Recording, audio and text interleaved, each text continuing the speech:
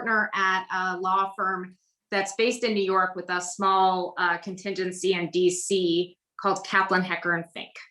Wow. You have had a very, very successful ride. Let me just ask you this question. After watching what happened at the US Capitol building on January the 6th, and having worked many years in the nation's capital, were you surprised about the political climate that you saw? I mean, you've been in Washington for a long time.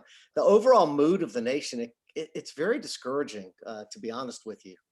Yeah, I've seen a lot of really political moments, and certainly been a part of a lot of very tense political times. But I've never seen anything quite like that. It was horrifying. So for us in congressional staff land, we work in a space that are the buildings that are all connected to the Capitol, and so those offices, those buildings, those spaces are typically, coronavirus aside, open to the public. So you have to go through like a magnetometer, but it's open to the public. We have hearings. You can walk in. You can walk into your congressman's office.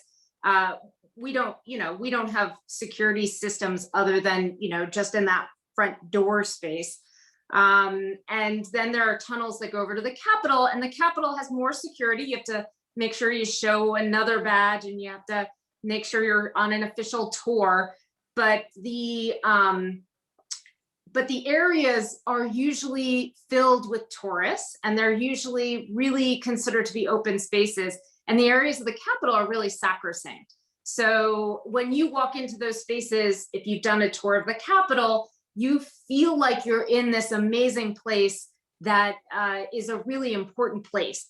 And so, it was coronavirus, so the Capitol was closed, and I was at home. Most people were at home, except for the people who were just there to deal with the vote that was going on that day.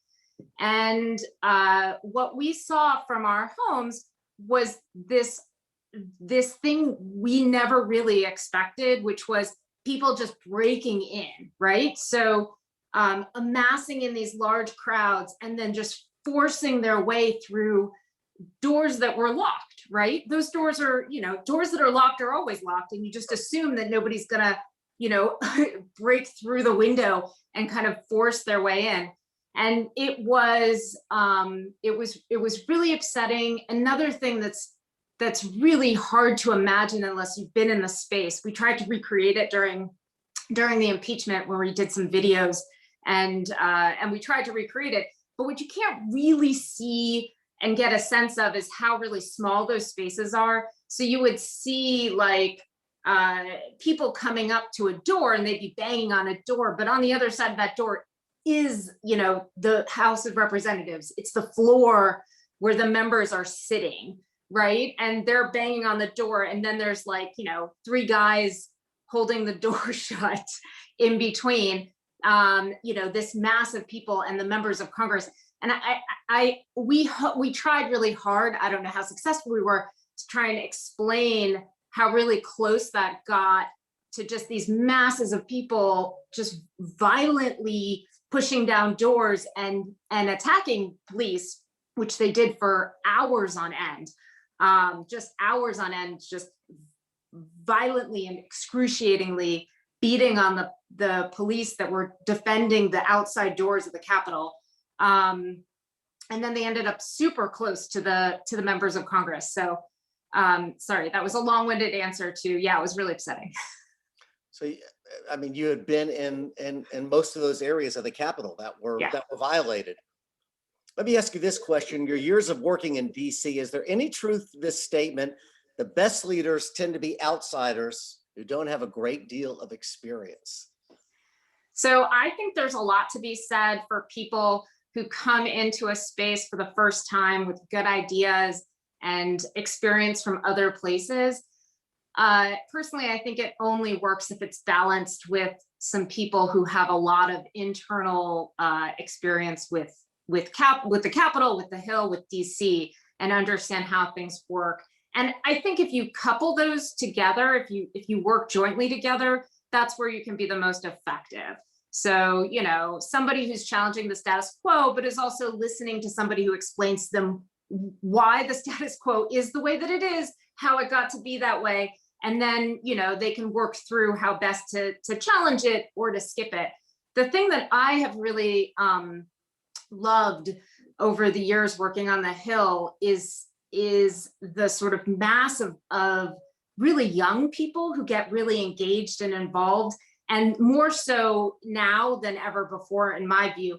And they use social media, and they have just started to really question the things that those of us who have been around for a long time have become cynical about, right?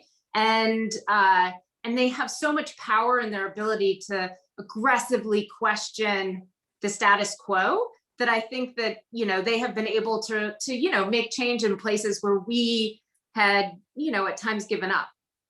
You were deputy staff director and chief counsel for the Democratic staff. I mean, just everything that you saw. I mean, this is the committee that's working on like the Purdue Pharma stuff with the Sackler family, and now the state of Washington, the Douglas Commonwealth, whether DC should become a state or not. Some of your high profile investigations, what stands out?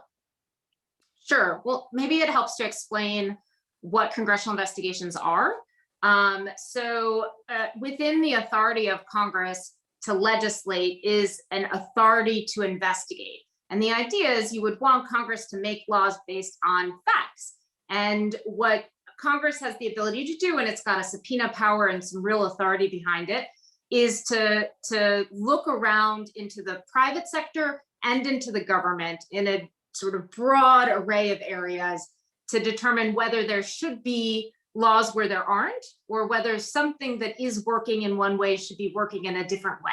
And so because of that, we in the Oversight Committee, which had a ginormous, broad jurisdiction, got the opportunity to look at pretty much everything that was in the news during the years that I was there.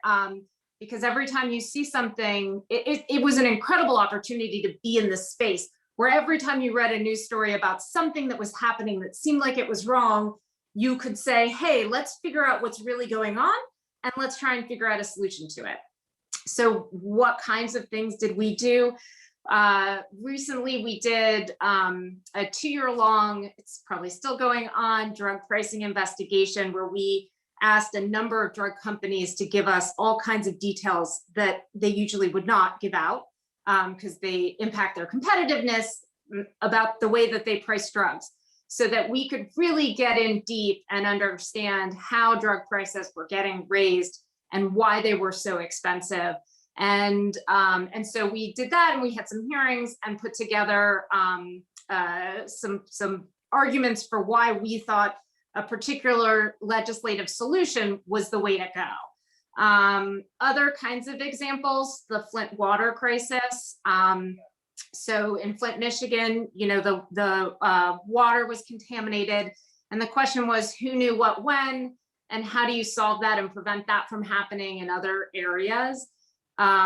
We also looked into the Walter Reed Medical Center. So if you remember, this one's an old one, but they were having some real serious problems with the way that they were caring for our nation's veterans. Yeah. And the facilities had gotten really abominable. And so we had congressional hearings to bring attention to that and lead to improvements in those facilities. So those are just a couple of examples, but we were able to do all kinds of really wonderful things, I think. I don't think a lot of people realize this, but it was a pediatrician in Flint, Michigan that actually broke that story, and her investigation into looking at her patients. And I cannot believe she has not been recognized with Medal of Freedom. I mean, wow, it was a pediatrician that truly broke that story and brought it to the forefront. Amazing. Yeah, it is so often that what we did in Congress was be able to sort of read a news story and then further amplify. And I think, that is part of the power of the sort of bully pulpit of being in Congress and having those authorities, is that you can bring a lot of attention to a problem and really push to get it solved. you had a chance to work closely with someone who I think we would all like to have met, Representative Elijah Cummings. What was that like? Son of a sharecropper, um, died at a very young age. When you think about living life to the fullest. But what was that like for you? So Elijah Cummings was an amazing, incredible man who I think impacted every person who his life touched. And certainly he impacted mine. He was exactly the way you would imagine him speaking to you in a one-on-one situation, as he was speaking to a large group of people. He was sort of always inspirational, always speaking from his heart, always genuine. And he had a real true North Star. And so working for him was incredibly easy because we always knew that he cared about the little guy, right? And he cared about making people's lives better. And so when we worked forth to sort of develop a plan or bring something before him, we knew what we were striving to do because the mission was clear. And he was just a really wonderful person. So I think you saw that after his death, in that everybody, Republicans, Democrats alike, and everybody in between, really sang his praises because when he would get alone in a room with anybody, he would find something that they had in common, and they would have this sort of long talk, and probably someone would cry at the end, and they'd share some personal story. And so everybody kind of walking out of that situation felt that they had some real sort of deep personal connection with him. I guess that's me. Okay, there. Yeah, I guess it's the same with Representative Lewis as well. I mean, you just, the life that they live, you just unfortunately don't get to just be a part of it until after their obituary, and you realize, wow, if I only knew those things. Let me ask you this question: what is happening with Israel right now?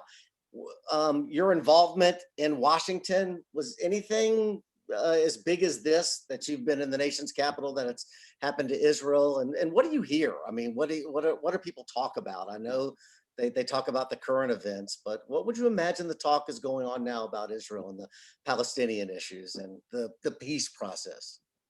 Yeah, I mean, I imagine that right now people are trying to talk about how to make things better, and how to kind of calm things down. And I don't know that I have any particularly good insight or solutions to it, but I think everybody's probably focused on it right now. Yeah, and speaking of foreign affairs, you served as staff director and general counsel. This is incredible, for the Democratic staff of the Select Committee on Benghazi.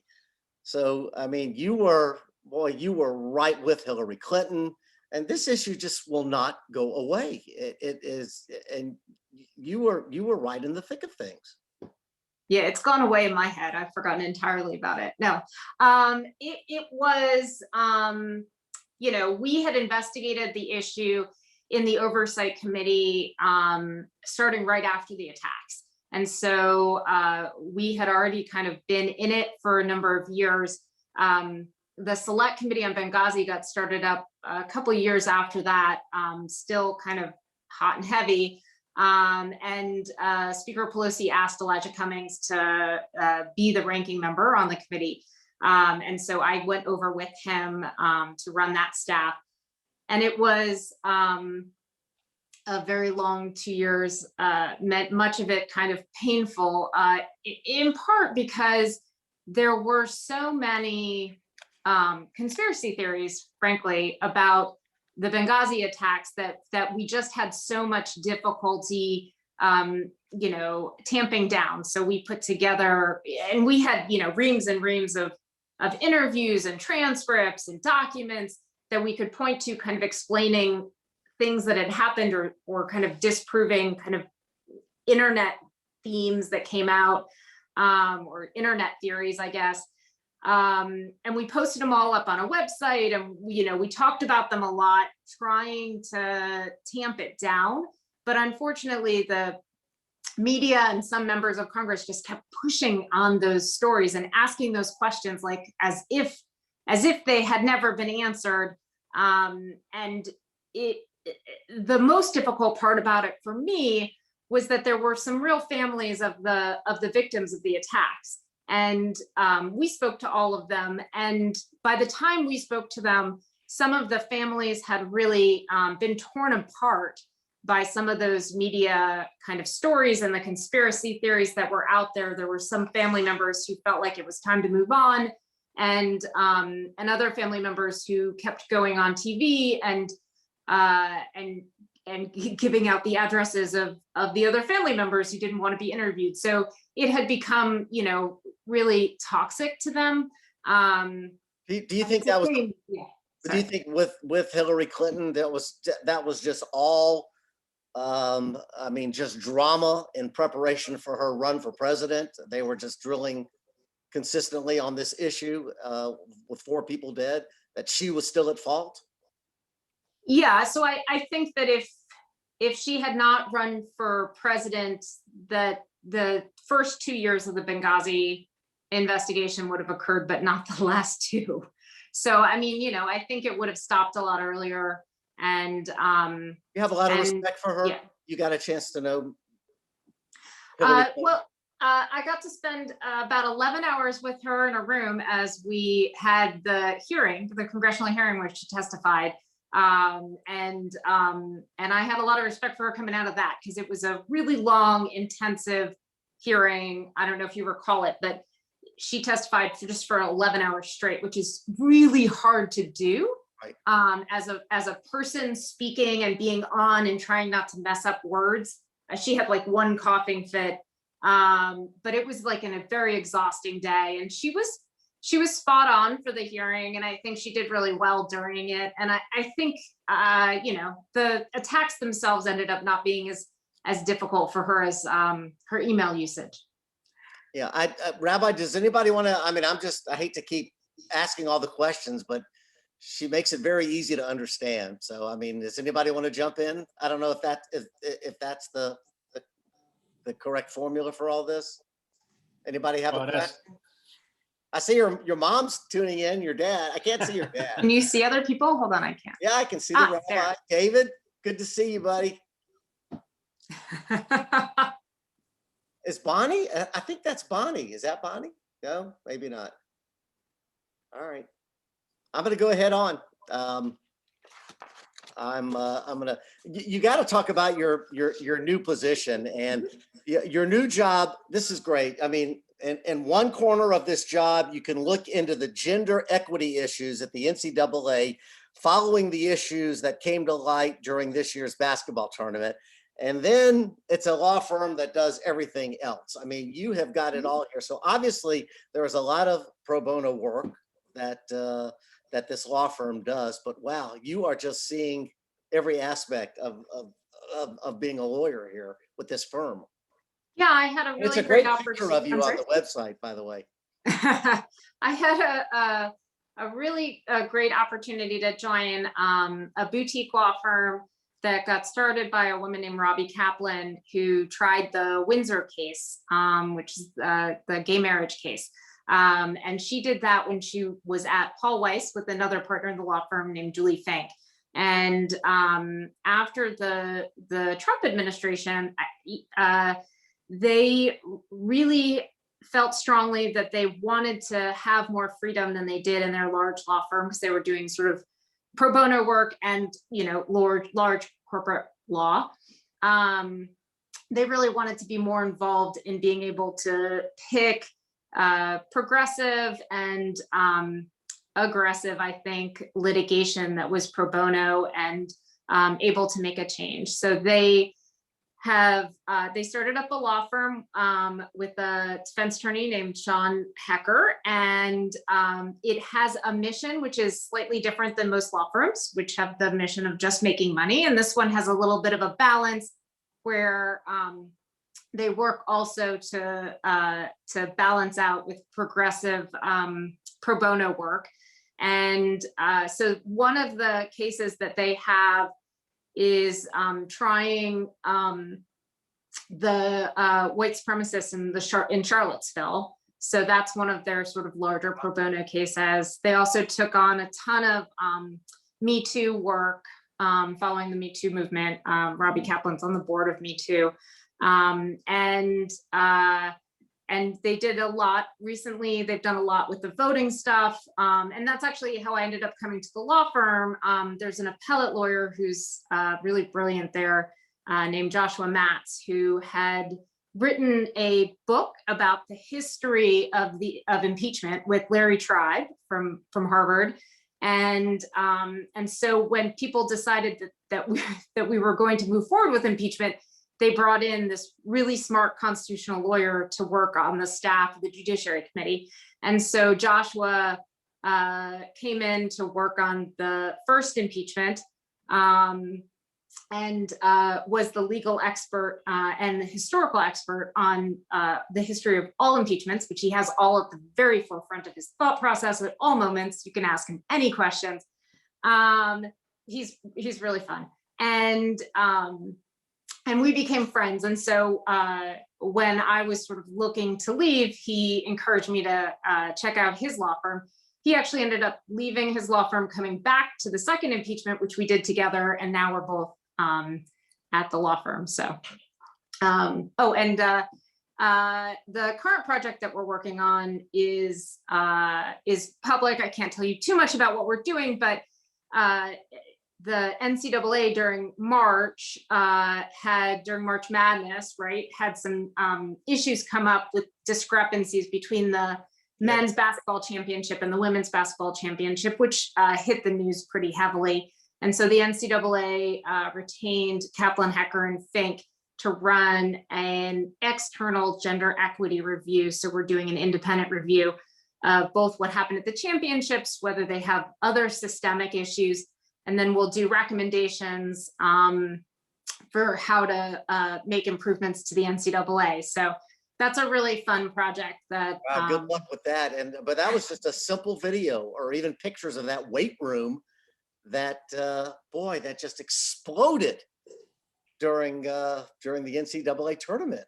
Wow. Absolutely. And right during the time period I was supposed to take off and be on spring break. Not a good. They asked me to start at the law firm early, and they mailed a computer down to me, down to my parents' place in Chattanooga, as we were going right through Chattanooga. So we met up with a computer in Chattanooga, and then I worked through spring break. So that was maybe less than ideal, but at least my parents got to see the kids. Wow.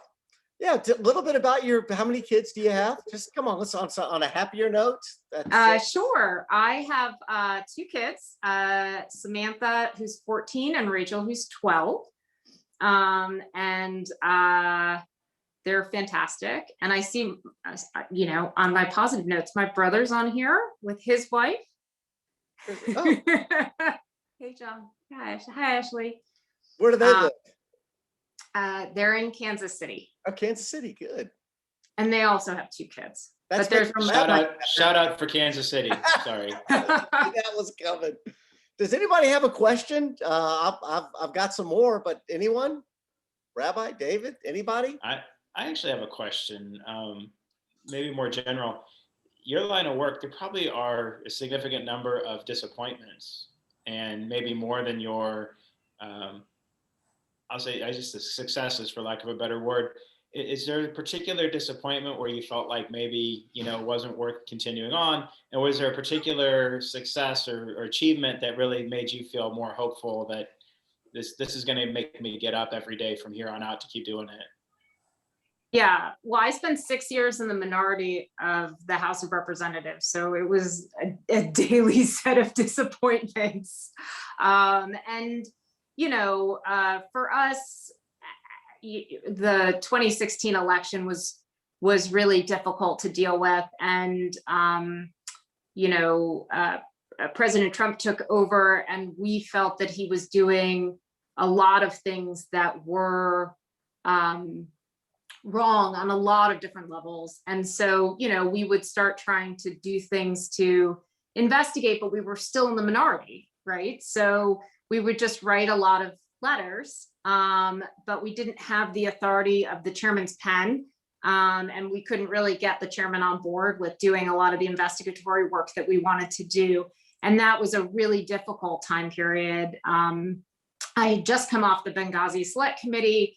It was kind of exhausting, and I had hoped that we would be done with, investigating Hillary Clinton's emails, and that we'd be able to do, something new. And it was a long and difficult time. I found that in that time, Elijah Cummings was incredibly helpful and inspirational. And, he would just say we were called to the moment, and tell us that our finger was in the hole of the democracy, and that if we, took your finger out of the dam, that was going to be the thing that made the change. And so I think, we got up every morning and we tried again. I do think that a lot of the work that we did, like being, a criminal defense attorney, right, or a public defender, is accepting that you're going to lose a lot, right? But that you feel like it's important to try anyway. And so, we did a lot of things where we felt like it was really important to do, to make the statement, to make the point, to, aggressively move forward, even if we knew that we weren't going to be successful. I mean, the impeachment's probably another good example of that. We felt that President Trump had crossed some lines that were so important not to cross, that if we did not take a stand at that moment, we felt like the sort of roles of the rule of law and democracy as we saw it was going to not be the same. And so we felt like we had to do that. And I watched a lot of members of Congress take really hard votes there, where they thought at that moment they were going to lose their next election, but that they felt like it was the thing that they had to do. It was the right thing to do. So there were a lot of things like that. Chair, this is Herb. I have a question. I was just going to say hello to you, Herb. I haven't seen you in more than a year. You look fantastic. How you doing? Susanne, I'm really disturbed. Do elected officials now in Congress, are they more concerned about getting reelected, or serving their constituents, or serving the nation well? That's the issue that really disturbs me. Getting reelected seems to be their top priority. Well, I think they all have to take a real balanced check there, right? And I've seen a lot of members of Congress take, as I said, really hard votes that they knew were potentially gonna give up their seats, but they felt that they were important to do. And then I think we've seen a number of elected officials decide that in the end, they would put aside what was right and wrong, and do whatever was necessary not to get primaried in the next election.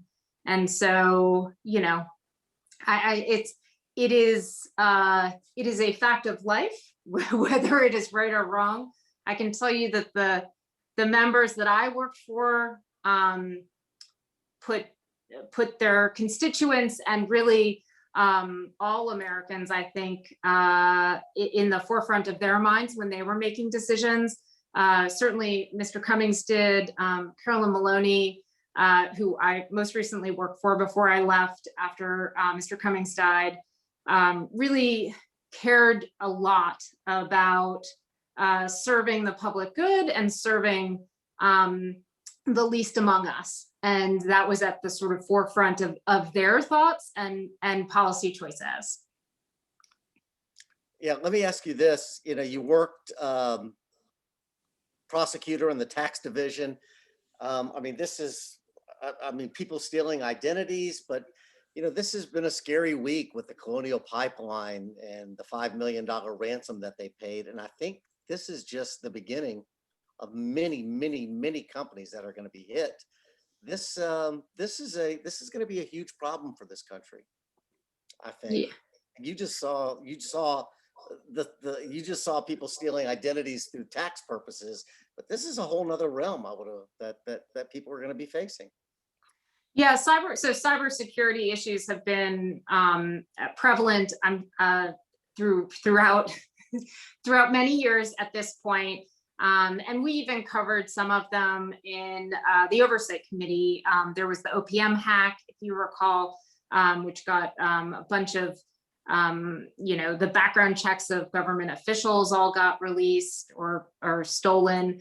There were a number of large private companies that were hacked. And the question that's in front of Congress now is really how to deal with that, how to regulate that space so that private companies will feel comfortable reporting these issues to the government, and the government can take action without, quickly, right? Without the companies being so worried that they're going to get punished that they won't tell anyone and they hide it so that the government can't take any action to sort of solve the problems. And I think, for the energy grid, it's been a little bit further out in front of sort of the national security experts' minds over the years, because that's regulated by FERC, and so they put in some more stringent kind of regulations into the energy grid, as that's obviously one that is a real national security concern. But now we're seeing almost every company really, and certainly oil, but you could name a lot of others that can really cause serious national security concerns. And so I think right now, from what I'm seeing, it's going to be a bipartisan space to kind of improve the reporting requirements there.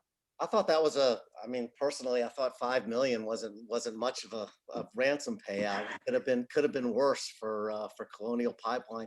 Hey, your parents are there, Judy. You and your husband. You've got to be very happy about what's happening tonight, and to hear your daughter. This is a great conversation. Well, certainly I appreciate Susanne taking the time out to do this, and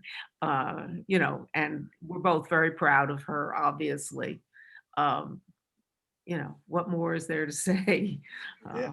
Jonathan, is that your baby sister or big sister? Oh, I'm his baby sister. Oh, good. Wow. How you doing, Jonathan? How's Kansas City? Our rabbi is a big Kansas City fan. We have a huge rainstorm going on right now. Oh, okay. Well, yeah, it's the tornado season here, so it's everything that comes with it. Yeah. And the Royals lost today, so. Yeah.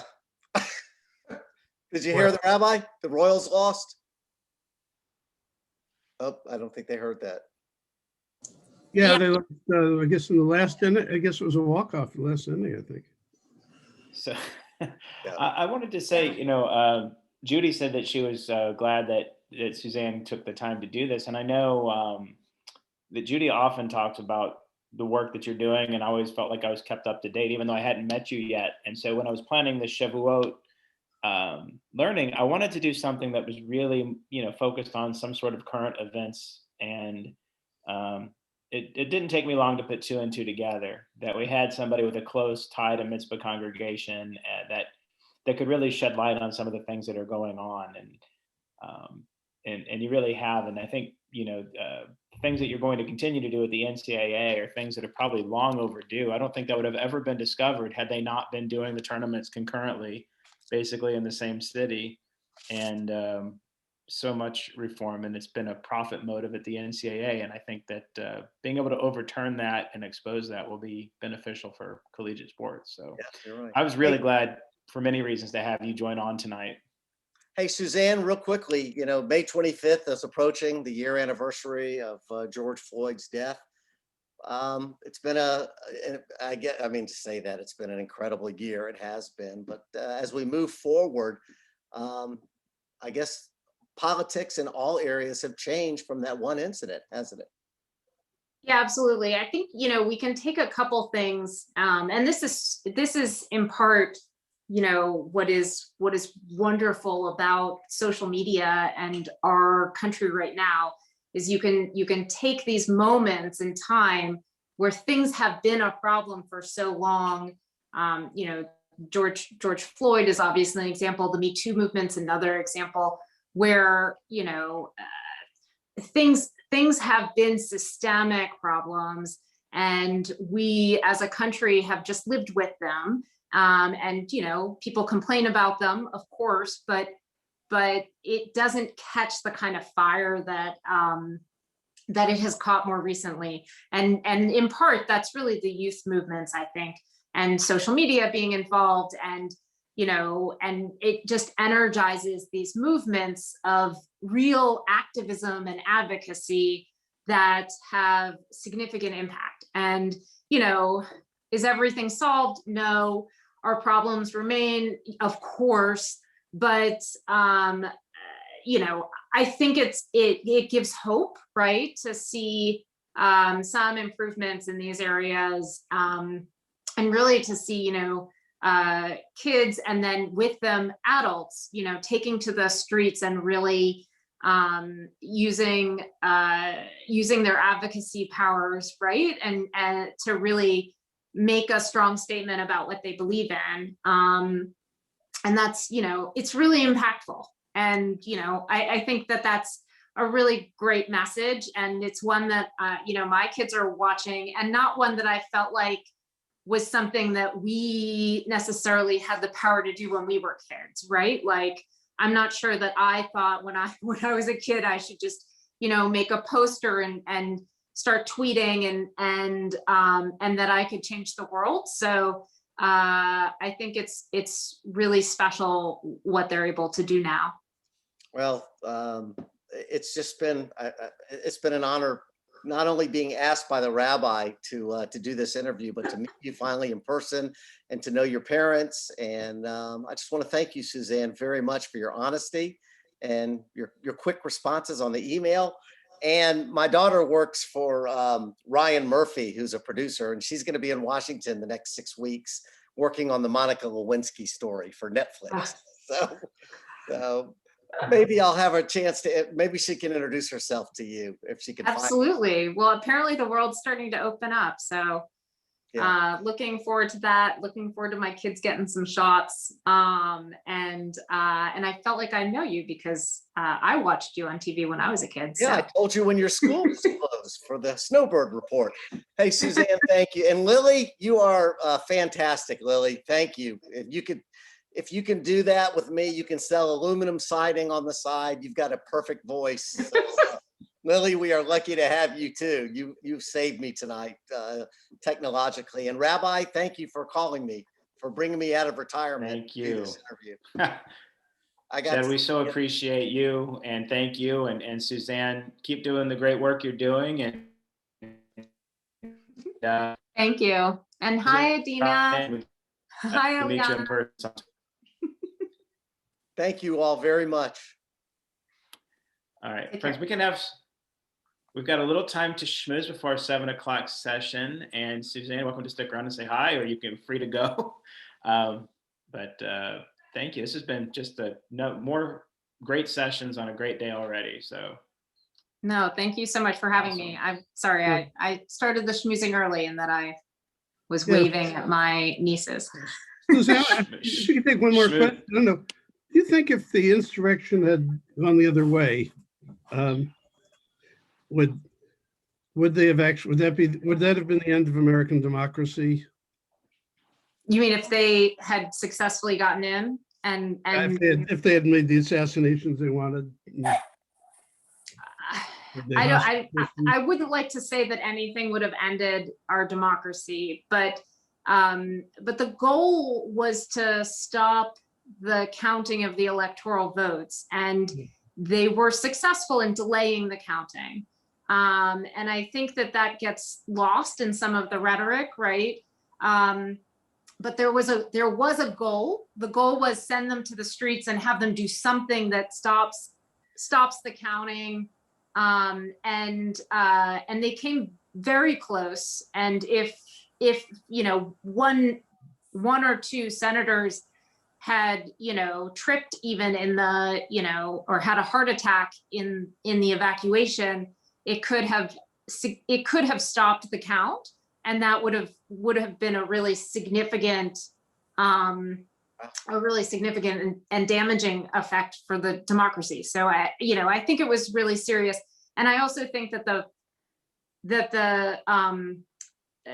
it is really painful to me that when people are watching and talking about it now, and there was just a hearing in the Oversight Committee, and some of the Republican members there said, these were just like tourists wandering the halls of Congress.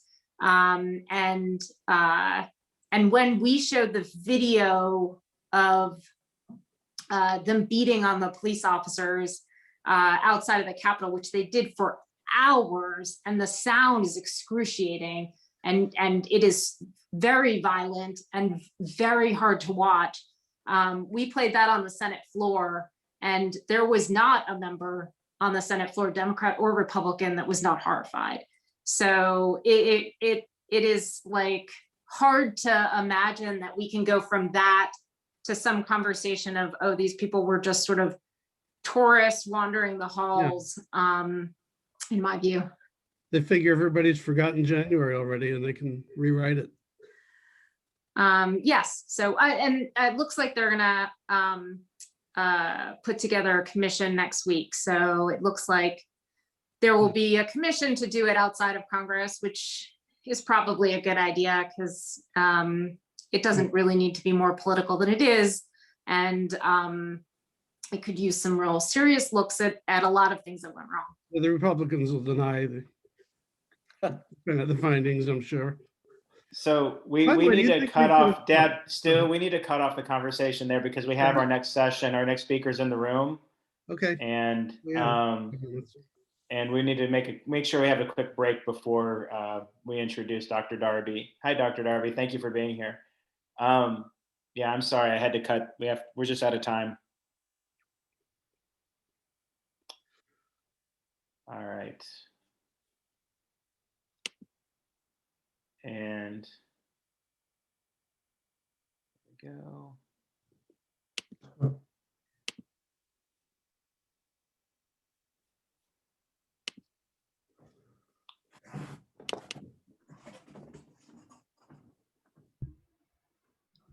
Hey, Dr. Darby, we're just having like a 5-minute break from the last one. Hi, it's been so long since I saw you. How are you? I'm good. How are you? The 4-hour Board of Trustees meeting. So I'm ready to go. Is that for the new fellowship or the new Well, position? That's for ACEOR, for my professional society. It's just that they have a once every semester, so that moment was now. It's like next week, right? The conference? No. So ordinarily, Lily, we do meet at the conference, and that's the fall meeting, but then we also have a spring meeting, and then sometimes extra meetings for funsies. So this was our spring meeting. So fun. Yeah. So fun. Do I have screen sharing capabilities, friends? Is that a special magic I have? The rabbi can give it to you. Not don't yet, have it but yet. Lily, we can, yeah. Okay. I was there. All right, you're now a co-host. You'll be able to share screen.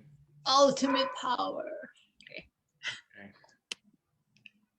Itty bitty living space. Nice. Well done. Let's see. Make sure I have the right one up. I do. Okay, that's good. And how would you prefer we proceed? I like people to talk as we go, but what seems to work best for your group? I want you to teach the way that you're most comfortable, Okay. and the way that you feel like you'll be most effective. I honestly, like,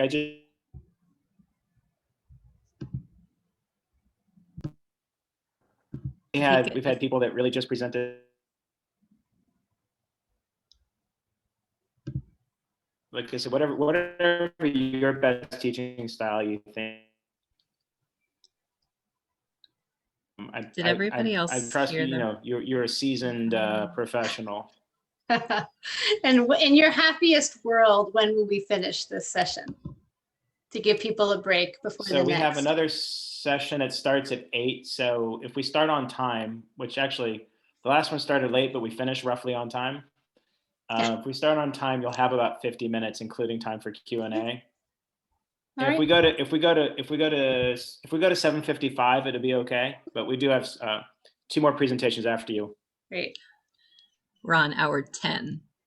Nice. The Rabbi Ferenczi's one starts at 6 and then goes till midnight. So I've got this one, and then I've got to do a 9 o'clock one and it's a whole consortium of synagogues. So it's Heskamona here in Knoxville, but then people from Toronto, Savannah, Virginia Beach. It's like 7 all work together. And they're all conservative? I don't think so. But maybe. I listed them out somewhere. Is Rabbi Boxt involved? I don't think so in this case. I think it's sort of Alone and his friends from rabbinical school. I think that's the connection between the different synagogues that are participating. Is Alone is the conservative synagogue? Yeah. Mm-hmm. Okay, I've met him on Zoom once. Sure. Yeah. There's always Knoxville synagogue drama, you know. We have none of that here, you know. Never. No, it seemed to me like there was. It seemed to me there was a good working relationship between the rabbis. I think there is. But you know, everybody does things their own way, right? So. Oh, I know that routine.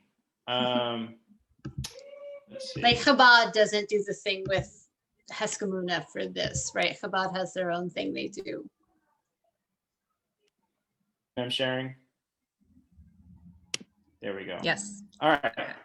So welcome to 7 o'clock. We have 7, 8, 9, 3 more sessions left today. So that means we've done 9. And this has been a great day so far. I am super excited to invite Dr. Erin Darby from UT Knoxville to be talking to us about biblical archaeology. Dr. Darby, I would say just based on my 4 years of knowing Lily, you're probably the professor that had the most profound impact on her formation in college. And Lily, I may be wrong, but that's the perception. When you talk about your time in Knoxville, it usually focuses around your biblical archaeology classes. So, and the travels that you did with Dr. Darby. So I will just turn it over to you. You have sharing capabilities for screen share. And thank you so much for being here. And thank you for sharing with us all of your knowledge and insight and giving us a bit of a deeper understanding about the history of the land of Israel. All right. So Hi, Dr. everybody. Let me spotlight you. There you go. Hi. My daughter is home and you may hear her in the background. She's not shy. So my husband is corralling her downstairs. I apologize in advance for anything that happens. Lily spent plenty of time with Madeline, so she can tell you about Maddie's personality. But the 2 things you need for this session, the first thing you need is you need something you can write on, because I'm going to give you a quiz. You didn't think you could invite a college professor and not have a quiz. So you need something. It can be on your computer, it can be on a little piece of paper, but you're going to need something to write with and to write on. And the other thing I need everyone to do is feel free to yell out questions as we go, because when I share my screen, it will be hard for me to see all of you at the same time. That means if you raise your hand, either in Zoom or with your physical hand, I may not be able to see you, but I do want you to feel comfortable talking and asking questions as we go along. So please don't feel shy about, I will ask you questions that I'll want you to respond to.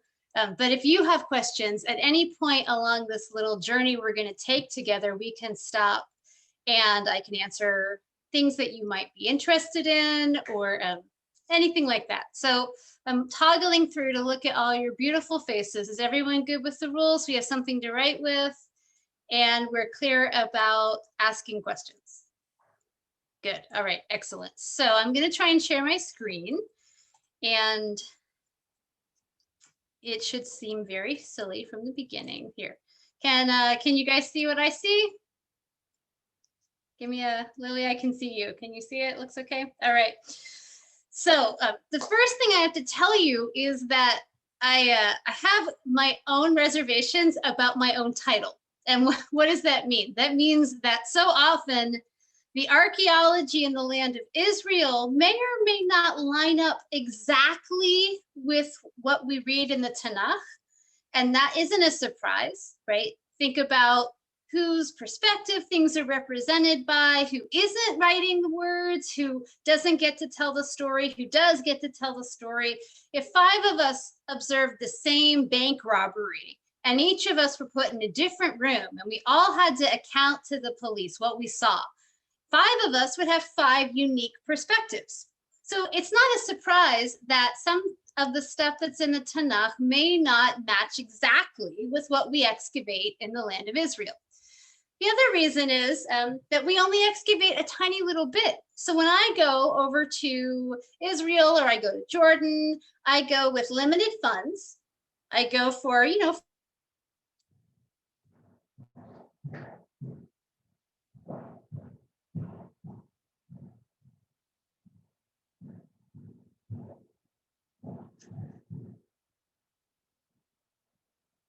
Did we freeze?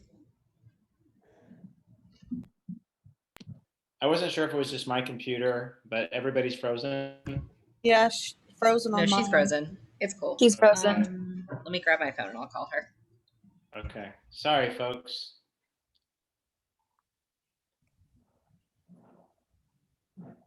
That looks like, is that Masada? I don't know. I think so.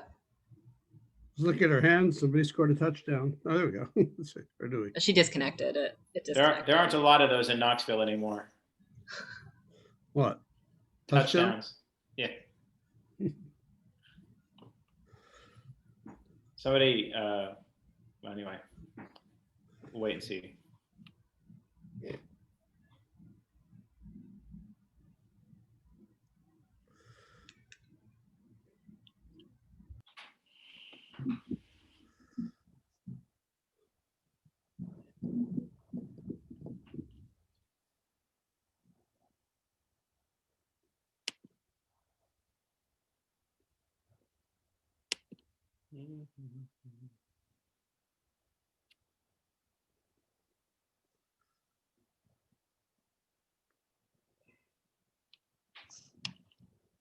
So, Dad, somebody had posted that UMKC did graduation at Royal Stadium or Kauffman Stadium.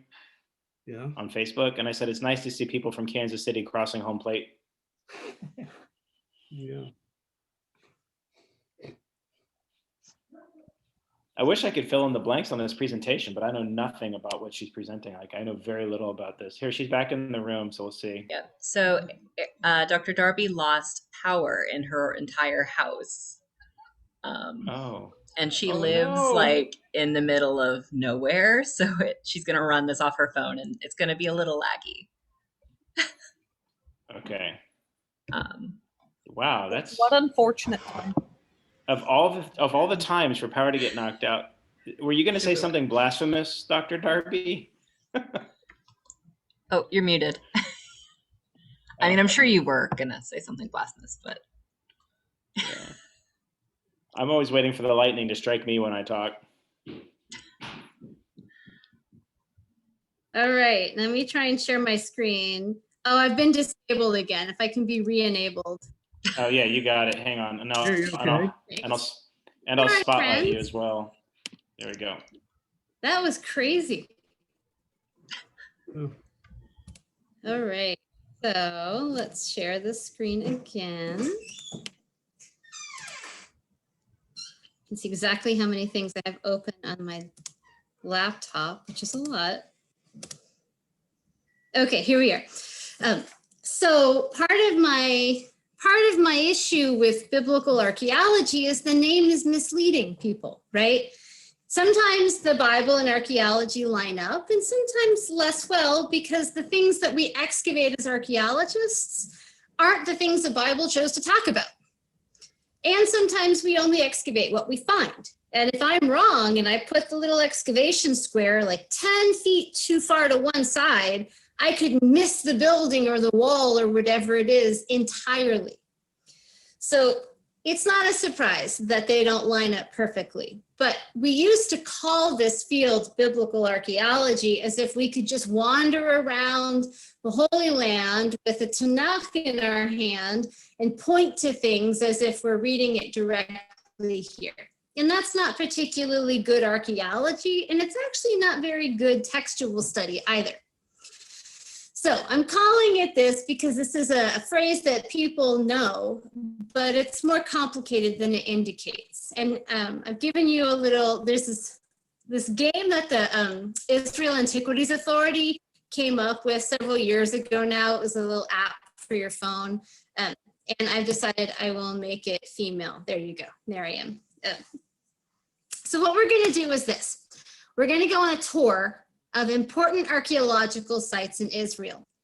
And we're gonna start easy, and then it's gonna get harder.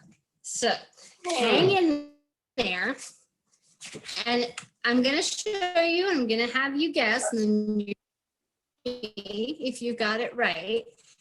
And then we'll discuss some of these really cool sites. Is everyone ready?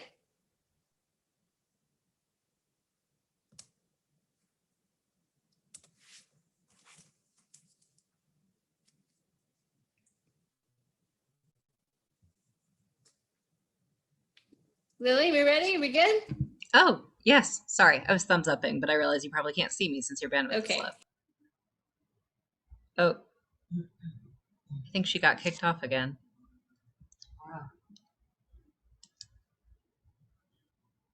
Wouldn't be Zoom without technical stuff. Yeah, Be able to hear wonder the if audio when her video is frozen. Yeah, I'm gonna. I wonder if her. I'm seeing her. I wonder hotspot can't run the show. I don't know. Oh wait. Oh, there she is. Oh, do you have her slideshow? No. Oh, okay. She's back. Okay, hang on. We've Let's got to see spotlight how her it again goes. and make her a co-host again. I was gonna say, if you want, I can run the slideshow. Like if that's, like I said, I know that's not ideal, but if that will save you Yeah, like your Lily. bandwidth. It may. Oh, you know what though? It's not going to let me send it to you because it's so big. Oh, and it'll take a minute for Google Doc. Yeah, it won't. That won't do any good. Okay. All right, take 3. We'll try. Yes. Super fun to lose power. Yeah, it's one of those like can't help it, but losing power is definitely not ideal. All right. Can you see my screen or no? Yes, I see your screen. Yeah. You see my screen. So can you see it from current slide? Do you see a bunch of dirt? Yes. We see the thumbnails on the left too, and oh, it's behind. and I see that's there's like why. there's like a grid of lots of things. There's the hotel, among other things. All right, let's see. How about now? So no, why don't I stop screen share and I'll open it up again. Don't worry, guys. There's lots to see. Let's try it again. All right, how about now?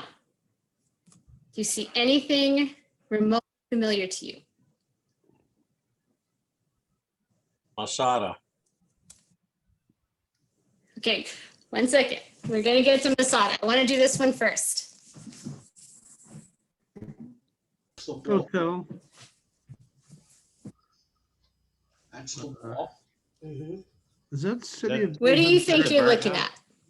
Which one? Well, there's like 5 pictures on the screen. Very good. Yes, there are. Okay, just checking. But they're make sure all that's the what we same wanted. site. There's a tunnel under the wall. That's right. Yeah. Hotel. There's like the Very good. Roman. You're looking at Jerusalem. So this is the hotel. The Cardo. Now, is everywhere that this is not the wall of Herod's temple itself? Yes. Right, it's Retaining wall. retaining wall for the, so What?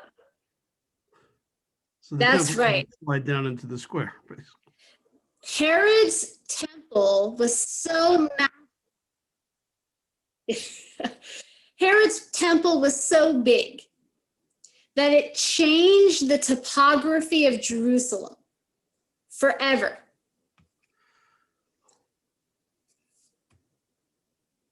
This is gonna be a very. So this retaining wall held up multiple metric tons of debris dumped into a valley that used to divide Jerusalem in half so that they could expand the temple massive proportion on top of the retaining wall. But if you had gone back to see Jerusalem at the time of the city of David, which is the picture up on your right, you would have seen that it was actually divided into hillsides with valleys in between.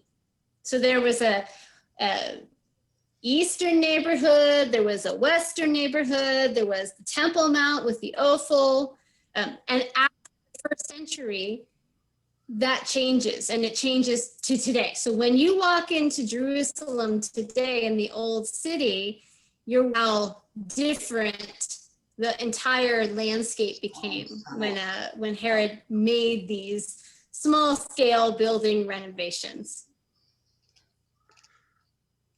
So before We're losing it. Oh well. It keeps. Minnesota or? That's okay. It just keeps kicking her screen share off. Is she working from her phone or from her It's funny. It's like laptop now? So she lost power, so she's on a hotspot, so the bandwidth is low. That's all. I thought she yeah, was she's just using using it all on her phone. she's using her phone as the internet connection, but she can't do it all on her phone because she has a slide presentation. Wow. Hey guys, just a tip. If she turns off her video, it may save enough bandwidth to do the screen share. it might. Oh, so if she just oh, there you go. But the problem with that is that I don't know if I turn my video off, the screen share won't work. I don't think that's still right. should. It still should. You think? Let me Yeah, try it just Yeah, I won't think show you need you in the some- corner. That's all right. Yeah. You don't need me. We'll just see her name. Here we go. My husband's desperately trying to get the electricity to work. Tell him to be Unsuccessful. careful, please. Oh, he'll be fine.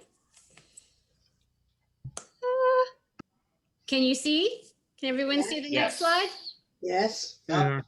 The original All one. right, so what are you looking at here? Masada. That's Masada.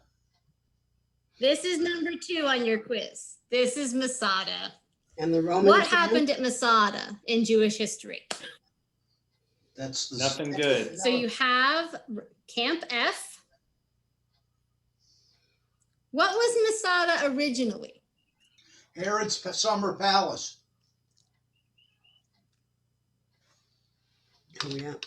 Very good. And is Masada Herod's only summer palace? No. No, I think, where was the other one? Was it Caesarea? There were several. Weren't there 3 or 4? There definitely was one in Caesarea. Sorry. No. Because we. Well, so he also built Caesarea. Yeah. So in the Dead Sea region, it's Masada, Herodium, and in Jordan, there's another one called Machaerus.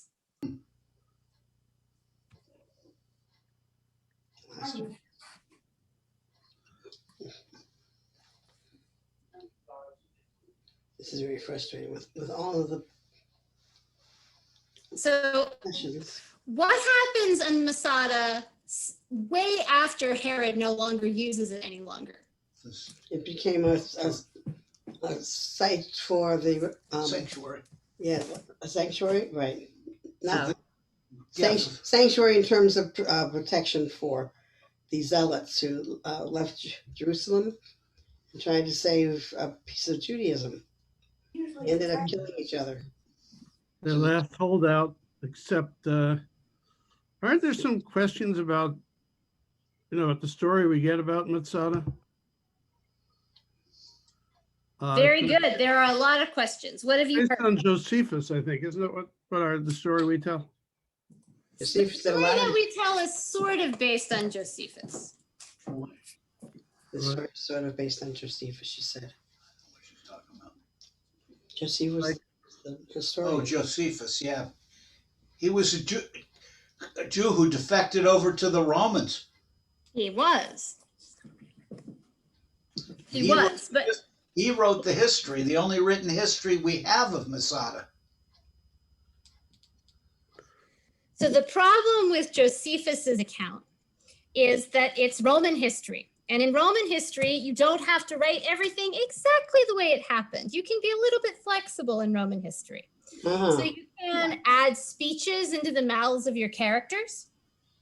You can conflate events. Generally speaking, there's a sense of describing the events as they happen, but that doesn't necessarily mean that everything Josephus wrote happened exactly the way he wrote it, any more than it would for any other Roman historian.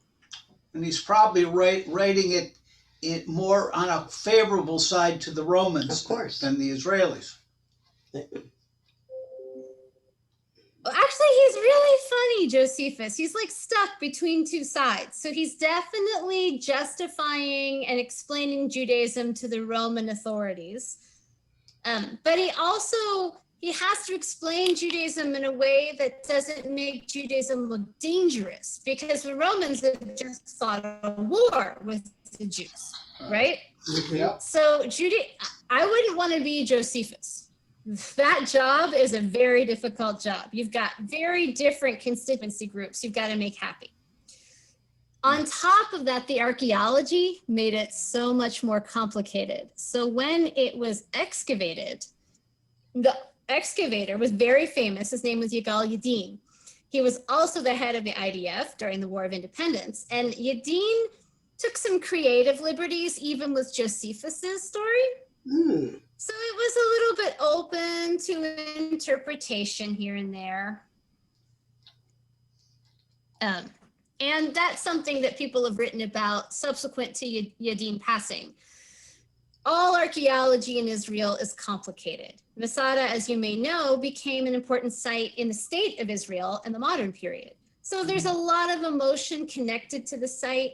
It means a lot of different things to a lot of different people, but it's a good example of a really awesome archaeological site and how archaeology gets incorporated by all nations, right? The US does it with historical sites, Jordan does it with Islamic sites, India does it with sites.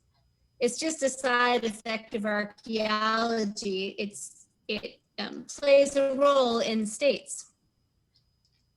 All right, how about, let's see if you can you see this one? What do you see now? The top middle. Where? Right here. Oh, it's still Masada. It just hasn't updated yet. Yeah, she hasn't changed it. Nothing's changed. I think that might be before they started. So while you're guessing this, I will get my other computer working. Before they did a lot of the excavation. May have been, but the Roman wall. Can you see it now yet? Yes. Oh, there we go. Oh, Qumran. yep. That's Qumran. Yeah. Is that your party, Mikva? And what are we looking at what is the picture in the middle on the top? What are those objects? Does anybody know? This is the jars of scrolls were kept in. No, ink. I think they were part of the English bath. Ink wells. Ink wells. The bottom middle is a scroll jar, right? Now I'm being not very fair to you because I didn't put a scale model in here. So you don't know how big these objects are. So the ones in the top and the middle are only, maybe like 7 to 10 inches tall. Okay. I'll go with an inkwell then.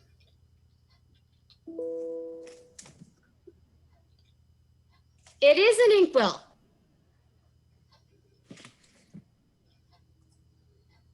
And how about, what do you think well, okay, let's do the easy one. Let's do the bottom left. What do we think that is? Stairs down to a mikvah.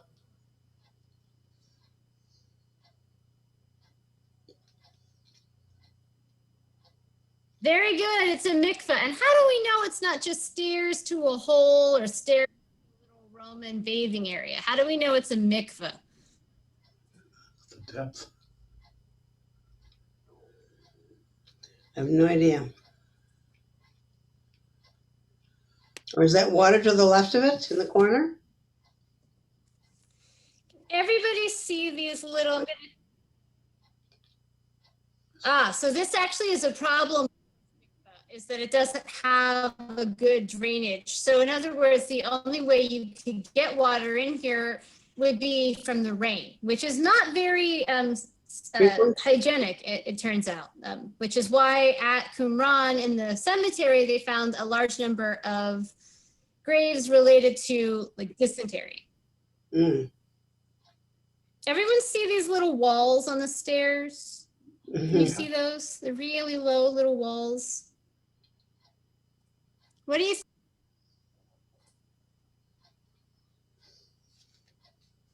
This is going to be a very frustrating hour. Maybe the women go down one and the men go down the other. Okay, no, it's working.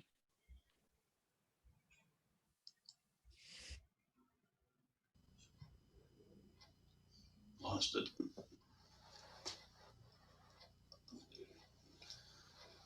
Hi, June. Hi, Carol. I see your pencils ready. Yes. Lily, here's your quiz as Dr. Darby's student. How did we know that was a mikveh? I actually don't remember. I know they probably. I actually am not sure if I remember. I think they might. I know Qumran has some really weird things that people say are mikvahs that maybe are not necessarily mikvahs. Aaron used to call them party mikvahs because they were too big.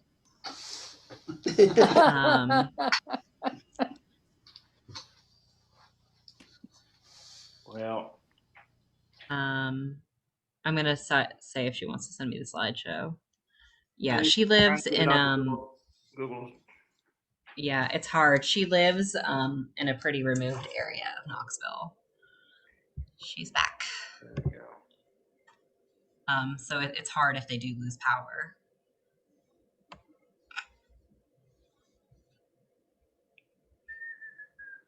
We are good. Everyone can hear me now much better? Yes. Yes.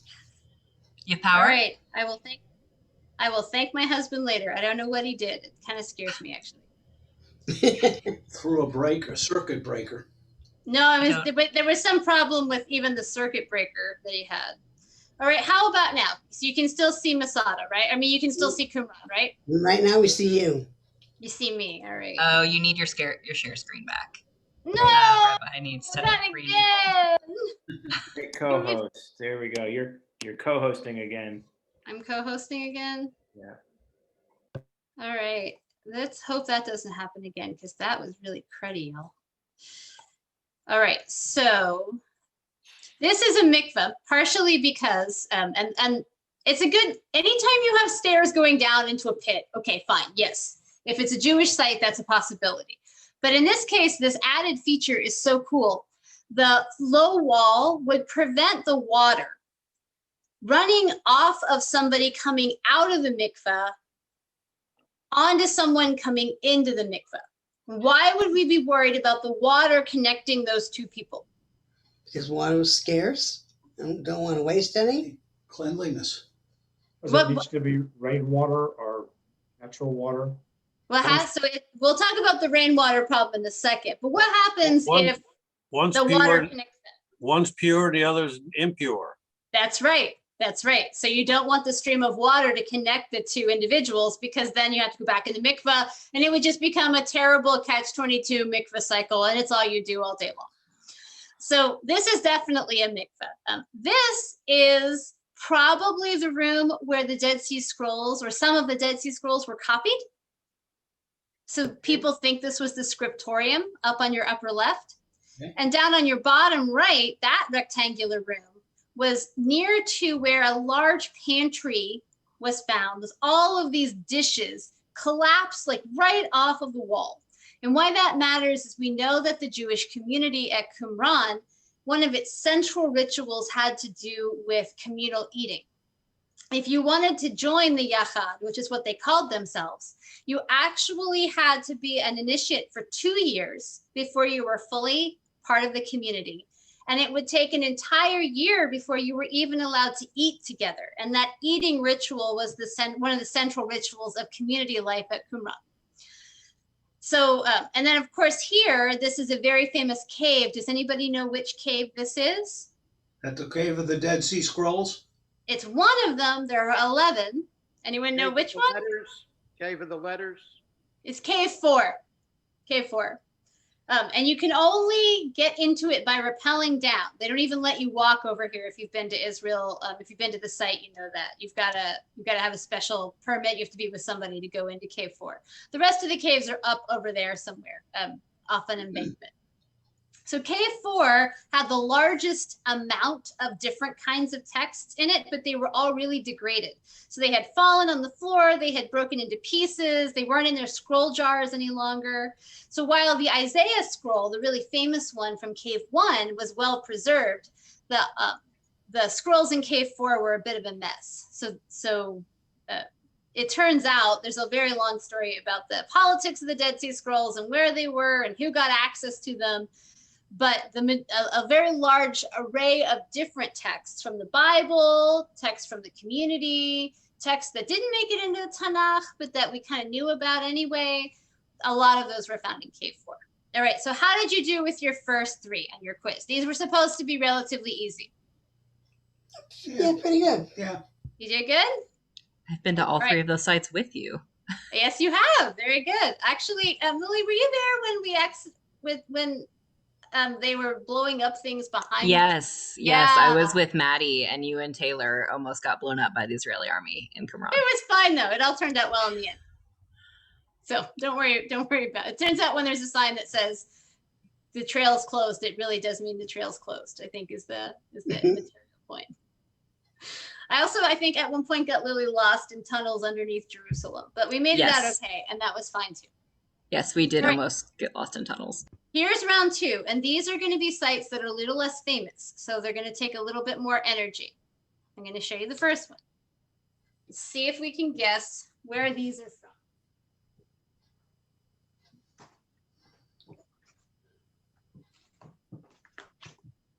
And these are it's all the same sites. I'm giving you a bunch of clues all on one side.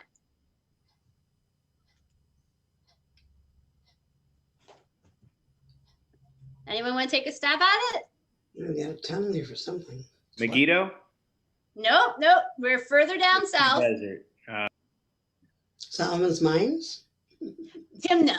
So some people would connect them with Solomon's Mines. The problem is the date of the archaeology may or may not correlate with the date when Solomon may have lived. So there's a big fight right now about whether these are in any way associated with the historical Solomon or whether they are just famous mines that the tradition associates later on with Solomon. However you fall on that question, it's a really cool site. It's all the way in the south. It's along the Wadi Arava. And the site's occupied well earlier than that, into like the 6th millennium BC. You've got some Israelite period remains here, but some of the coolest stuff predates the Israelites entirely, like an Egyptian shrine to Hathor over here. You can see that the mountains have sort of embedded copper in them. This was one of only 2 sites in many periods where you could effectively mine copper. And so there's a very robust trade route that goes from Egypt across what is today southern Israel and into southern Jordan that would go by either Timnah, which is the copper mining site on the Israeli side of the modern border, or Feinan, which is on the Jordanian side of the border today. Of course, those borders weren't there in the same way in the ancient world. And here he's holding this is a colleague of mine is holding a big piece of slag.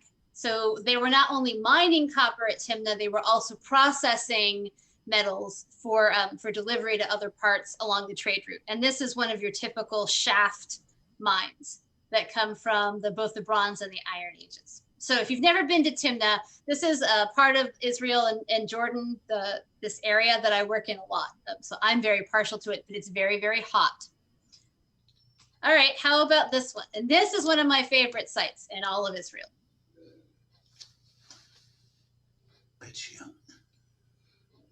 I don't think it's Beit Shean. What? It could be though. Sure looks like it. All right, we'll go with that. Beit Shean.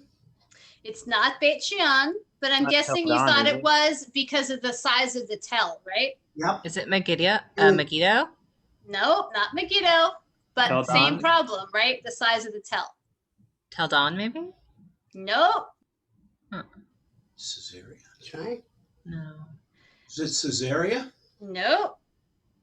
So it's sad to me that it's not well preserved for visitors. So if you've been to Israel before, the likelihood is you haven't been to this site, even though it's one of the most exciting sites from a historian's perspective in ancient Israel. I'll give you a hint. It's in the Shephelah.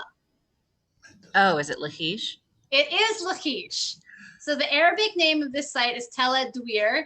In Hebrew, it's Lachish. Lachish is important for lots of reasons, but one of them being it is one of the only examples in biblical archaeology where we have an excavated site, we have biblical accounts of the things and events happening in and around this site in this period, and we have carved reliefs from the Assyrian king's palace depicting the siege of this site.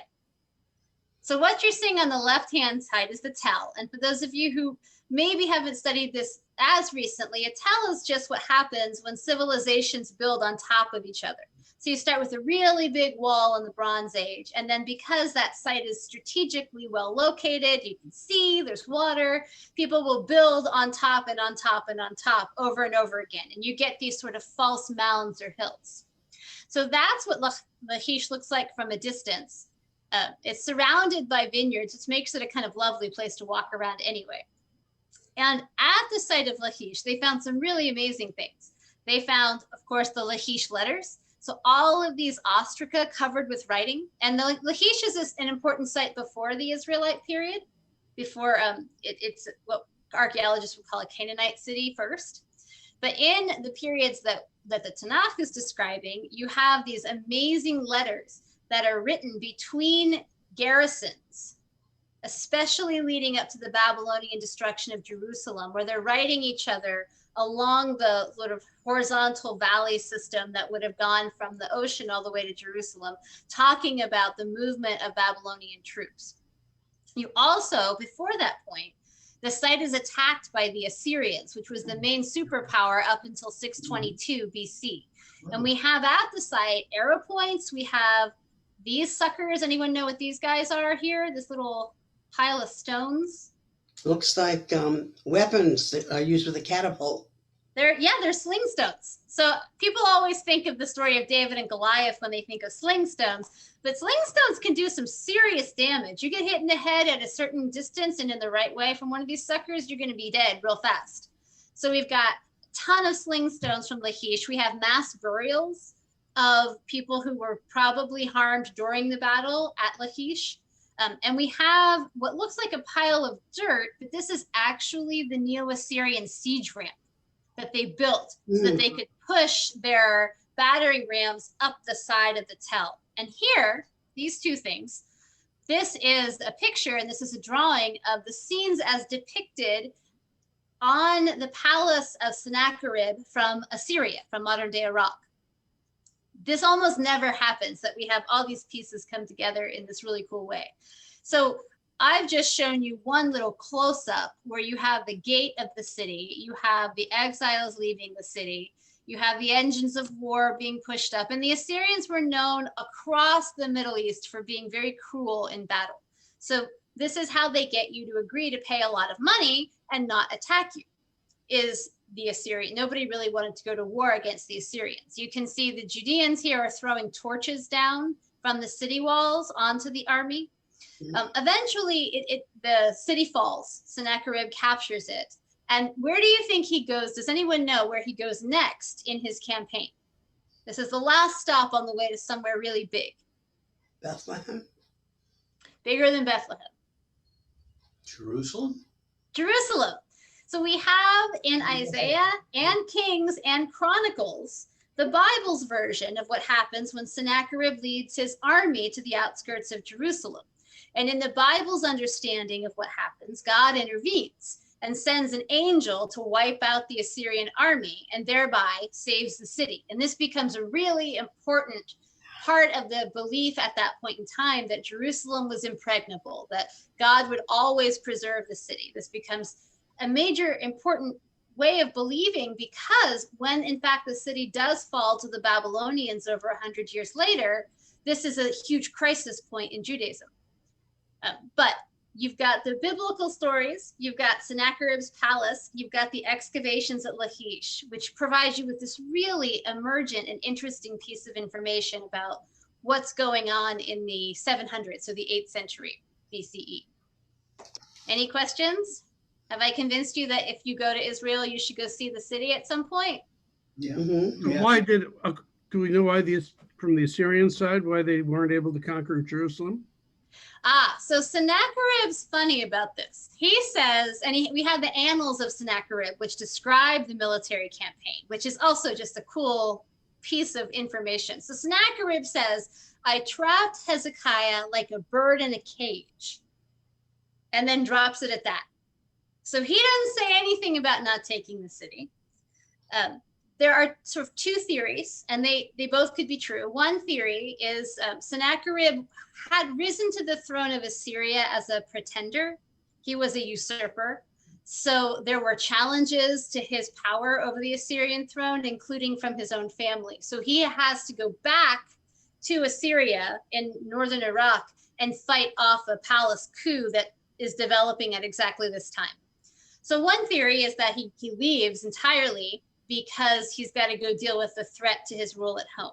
Another is that while the Bible describes the death of the Assyrian army as an act of God, we do in fact know that plague is a major problem whenever an army is encamped around and laying siege to a city. We have at least 6 different documented plagues in Assyrian army encampments from around this period. So is it possible that the Assyrians would understand that as some sort of punishment from their gods, while the Israelites would understand it as a punishment from their God? And so that's possible. And then finally, the Bible, it doesn't say it in Kings, but in Chronicles, it does tell us that Hezekiah actually pays tribute. So Hezekiah seems to have, and Sennacherib says the same thing, Hezekiah seems to have actually given the Assyrians the tribute he was withholding. That's why they came to Jerusalem to lay siege to begin with, is because at this point in history, Judah is a vassal, which means they have to pay a large amount of tax to the empire. So probably Hezekiah paid him. And any and all of those things could be true. All right, shall we go to the next one? Yes. Yeah. Okay, we're gonna move ahead several hundred years in history. And then after this, we have the lightning round. So we'll see how you're doing. That's Beit Shean. Not yet. No, that's Sephora. Oh, it's Sapori. Sorry. It's Sapori. That's right. What was the giveaway? The Mona Lisa of the Middle East. The Mona Lisa and the Zodiac. And my advisor loves so much to call it the Mona Lisa of the Middle East. It's probably the thing that he is the most excited about excavating, period, in his entire career. For me, I think the Zodiacs are way more interesting. And we're going to see a few more Zodiacs in just a second. So this is Sepphoris. Does anybody know historically why Sepphoris was important in Jewish history? Do you know who lived here? Nope.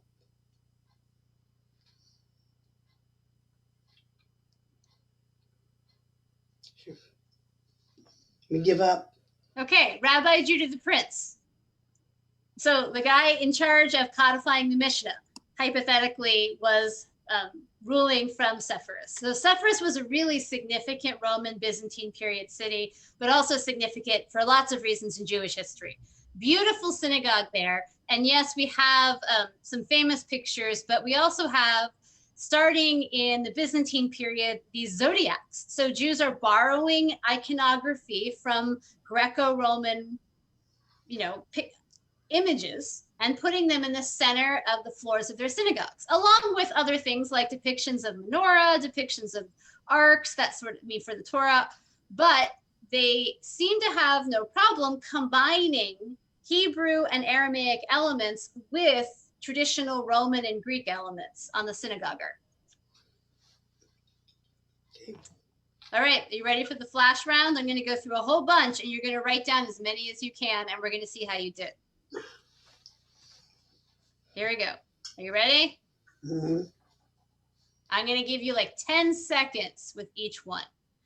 Every slide is one site, but there'll be multiple pictures of that site to help give you a hint.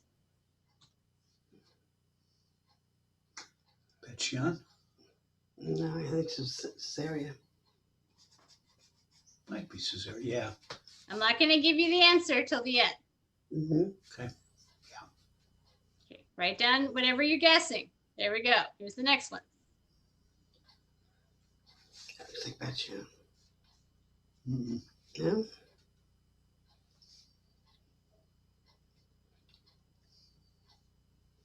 B. Number 3. That might be Megiddo. Okay.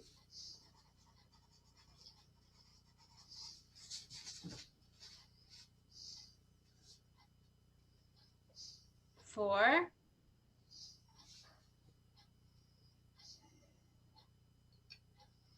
Don't know. There's not enough exposed here that it could be Betchian. Here's 5. And sometimes I've given you little maps to give you a little hint about what part of the country we're in.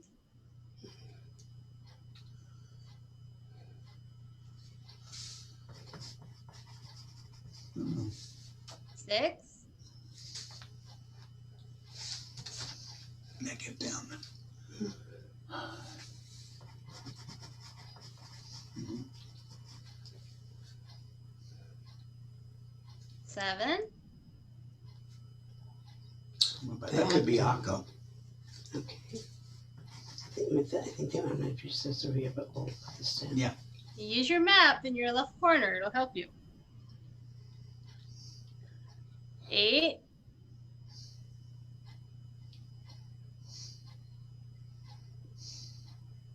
Not a clue. Hebron? Not Herman, I don't know.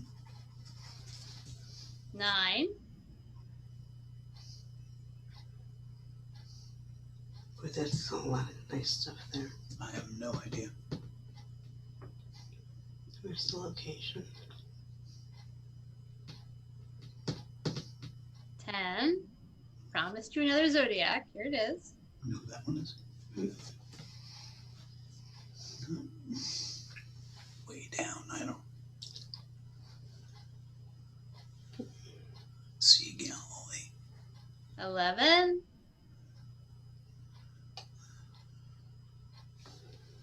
These are the hardest ones, so don't worry.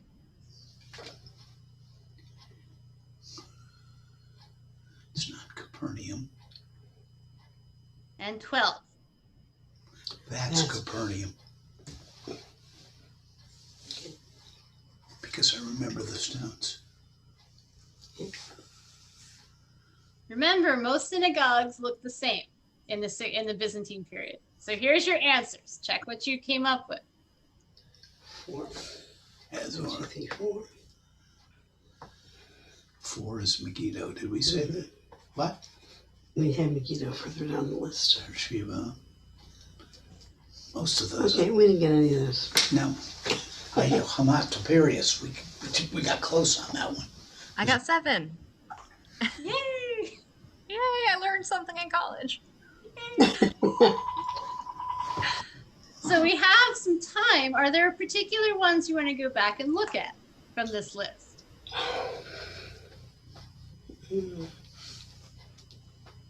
We We started you in northern Israel. So Chatzor is a northern Israelite site. Tel Dan, also northern Israelite. Gezer, sort of in the middle. Megiddo in the middle, but in the north. Beersheba, we jumped to the south. So then we're in the Negev. Arad is one of the first cities, by the way, in the entire region, one of the first cities in the world, the rise of urbanization in the early Bronze period, and then also important in the Iron Age. Ashkelon, we went to the Philistines. Gath is the Philistines.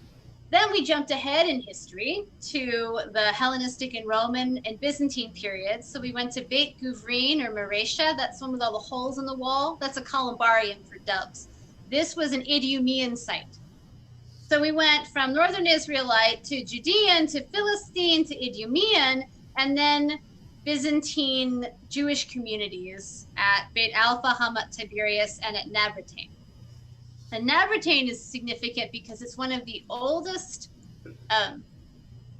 pediments for a synagogue ark that's ever been excavated in Israel. So the Ner Olam would have hung right here in front of this shell. And this site, again, you probably wouldn't have visited Nabatain because it's not particularly well developed for tourism, but has a really significant history in terms of how old are the arks that hold Torahs in synagogues. So how did you do? Not well. Not well. It's all right. Mike says he got 1.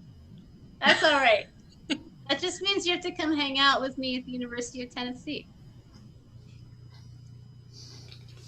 There's a really terrible picture of me in front of this arc lintel, I think, that Erin made me take after I'd been on a flight for like 12 hours. I did. I, in fact, did make you do that. That's right. So for me, I'm going to stop sharing screens here.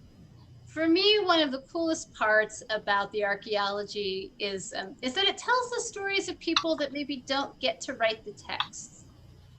So when I'm looking at these impressive sites, with the big walls and they're important from biblical history, as an archaeologist, I'm always wondering about who lived there and what their lives were like.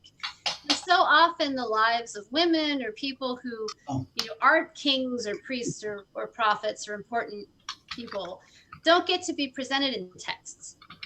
Archaeology does its best when it fills in all those details, and it can tell us all sorts of really cool stuff that texts don't necessarily tell us about what daily life was like, what people ate, or how they made clothes, or how they, sometimes we're looking at the crops that we detect in the soil in the houses, and that tells us if they had enough to eat or if they were starving and so they had to eat things that maybe were unhealthy because they needed it to survive. It tells us about farming. It tells us about the dependence and the relationship between the ancient Israelites and the land.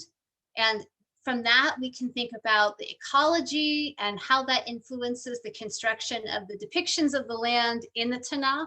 So there's all sorts of really cool stuff that we learn from the archaeology that maybe we don't learn by just reading texts, especially about lives of women, because women often get left out of official texts. Not always, but often. So for me as an archaeologist, I'm digging because I want to know the rest of the story, right? I want to know more about, maybe that makes us weird because we're sort of sorting through people's trash, essentially. That's what we're doing. It's just really old trash. But you can learn a lot about people by spending time. You can learn what they did in their houses and what rituals they performed there. So much. And you can learn intimate things about families every once in a while, like their relationships with each other, especially if you've got tombs.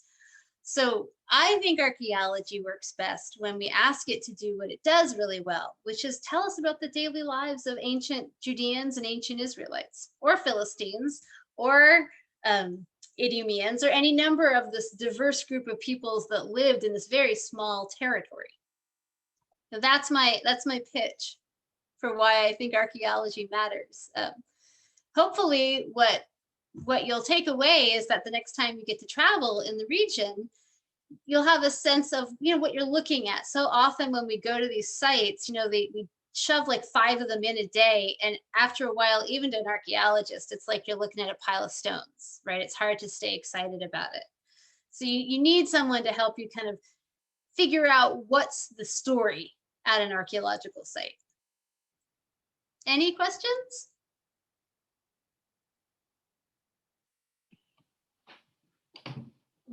Always one of, I don't know if this is maybe too far out of your area of expertise. Do you have any opinions about the Exodus and how much that story is valid, and if any?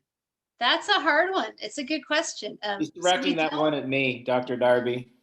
That's my dad, by the way, and he's directing that question right at me. Well done. So this is what we don't have. We don't have any Egyptian records that corroborate any part of the story from the book of Exodus.